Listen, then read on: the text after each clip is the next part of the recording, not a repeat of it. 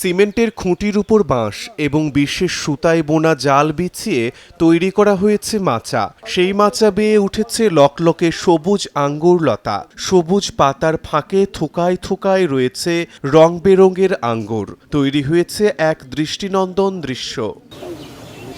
YouTube দেখে বিদেশি ফল আঙ্গুরের চাষে উৎসাহী হন জিয়াউর রহমান। প্রথমবার ব্যর্থ হলেও অদম্য ইচ্ছাশক্তির কারণে পেয়েছেন সফলতা। সবাইকে অবাক করে দিয়ে দেশের মাটিতে চাষ করেছেন অস্ট্রেলিয়ান ৭ জাতের আঙ্গুর: অ্যাকুলু, বাইকুনুর, ব্ল্যাক ম্যাজিক, সিলভা, ডিকসন ও মার্সেল ফোর্স।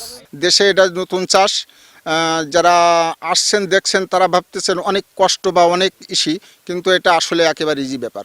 তার কারণ সাধারণত একটা চারা আপনি লাগাইবেন, কিছু হালকা জৈব সার ওই মাটিতে দিয়ে সামান্য একটা গর্ত খুঁড়ে লাগাই দেওয়ার পরে একটু পানির ব্যবস্থা করবেন, এরপরে চারা বাড়তে শুরু করবে। এরপরে ওই চারা সাইড দিয়ে মাস ২-১ পরে কিছু ঢ্যাপ সার বলে, এগুলো সাইডে দেওয়ার পরে চারা দাম করে বানে উঠে যাবে। এরপর আপনি বান শুরু করে দেবেন।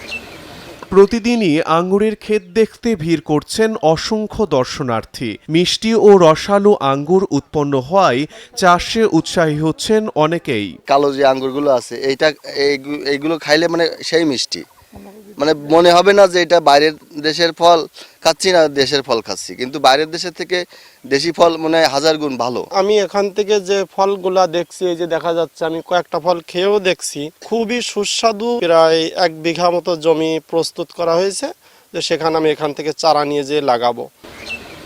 যশোরের মনিরামপুর উপজেলার হেলাঞ্চি গ্রামের কৃষক জিয়াউর রহমান। তিনি মোট 42% জমিতে আঙ্গুর চাষ করছেন। সময় সংবাদ, যশোর।